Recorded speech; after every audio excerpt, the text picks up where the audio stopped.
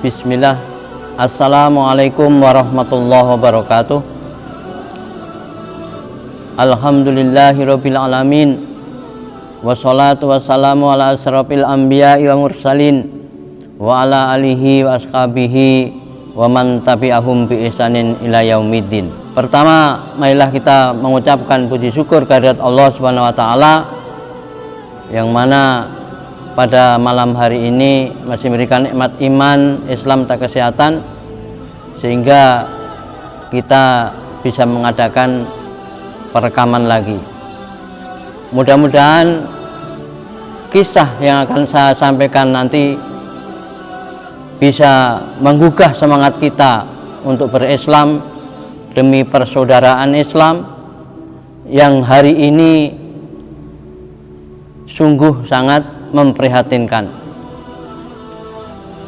Kisah ini di masa pemerintahan Khalifah Umar bin Khattab, yang mana pada waktu itu ketika beliau sedang duduk-duduk di masjid bersama para sahabatnya, datanglah 3 orang pemuda.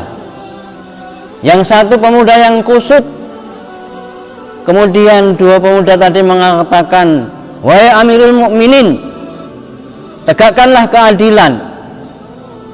Lalu Umar pun mengatakan, "Loh, ada apa ini? Dia telah membunuh ayah kami, maka tegakkanlah qisas." Terus Khalifah Umar bertanya kepada pemuda yang kusut tadi, "Betulkah engkau membunuh bapak kedua pemuda ini?" Dia pun mengakui. Terus Umar bertanya, "Kenapa engkau bunuh?" "Ketika saya datang ke kota ini untuk menunaikan amanat dari kaum saya, maka saya membawa tunggangan yang saya ikat di pohon kurma. Kemudian ketika saya mau kembali, maka tunggangan saya tidak ada di tempat. Kemudian saya cari-cari, akhirnya aku temukan dia telah dibunuh oleh seorang petani, yang mana tunggangan saya tersebut telah merusak tanaman dari petani tersebut. Kemudian saya merasa emosi, tidak terkendali, saya pun membunuh bapak 2 pemuda ini." Terus Umar pun melihat kepolosan pemuda yang kusut ini, meminta kepada kedua pemuda tadi untuk memaafkan. Nanti Khalifah Umar yang akan membayar diatnya, ganti ruginya. Namun 2 pemuda ini tidak mau. Nyawa harus dibayar dengan nyawa.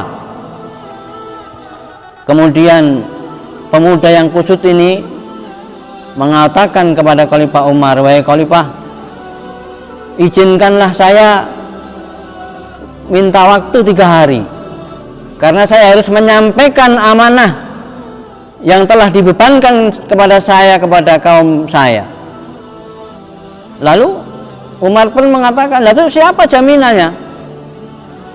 Karena harus ada yang mau menjamin kalau dia kembali. Kalau tidak ada, kemudian mengacunglah sahabat Salman Al-Farisi yang mengatakan, "Saya siap menjadi penggantinya kalau dia tidak datang." Kemudian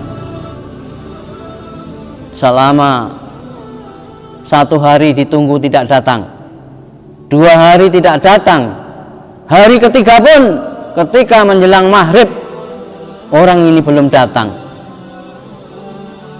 Salman Al-Farisi sudah mondar-mandir berdiri merasa gelisah.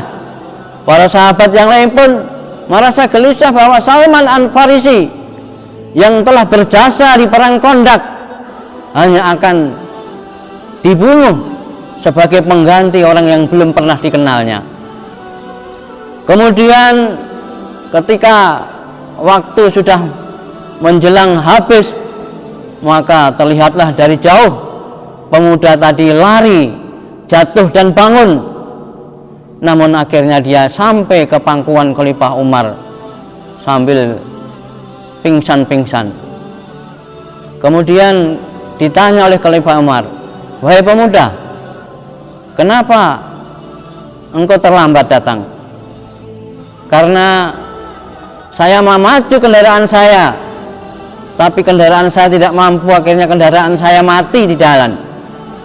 Kemudian saya pun lari hingga baru sampai di sini." Kemudian dia pun ditanya oleh Khalifah Umar, "Kalau engkau tidak datang kan sudah ada pengganti, kenapa engkau datang?"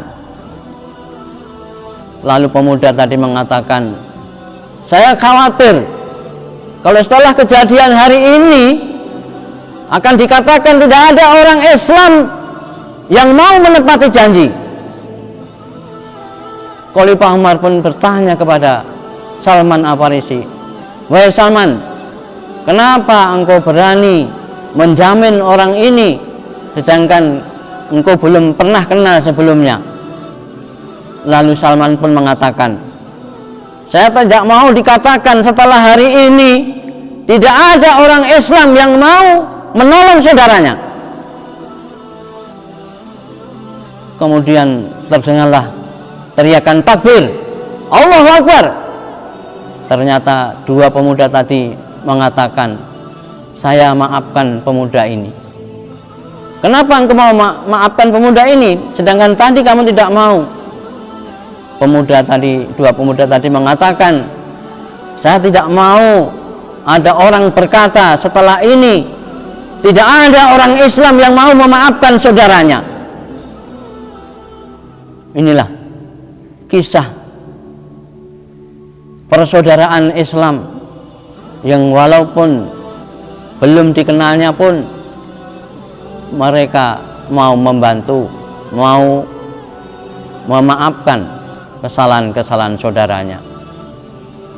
Memang Rasulullah SAW bersabda, "Man nafasa an mu'minin kurbatan min kurabi dunya, nafasallahu anhu kurbatan min kurabi yaumil qiyamah." Barang siapa yang melepaskan kesusahan satu orang yang beriman, maka Allah akan melepaskan satu kesusahan di hari kiamat.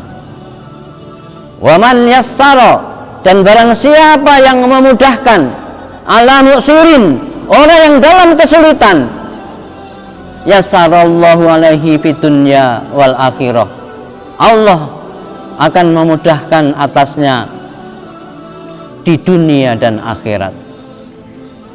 Wa man satara ala musliman, dan barang siapa menutupi aib seorang muslim, satarallah fid dunya wal akhirah, Allah akan menutupi kesalahannya di dunia dan akhirat.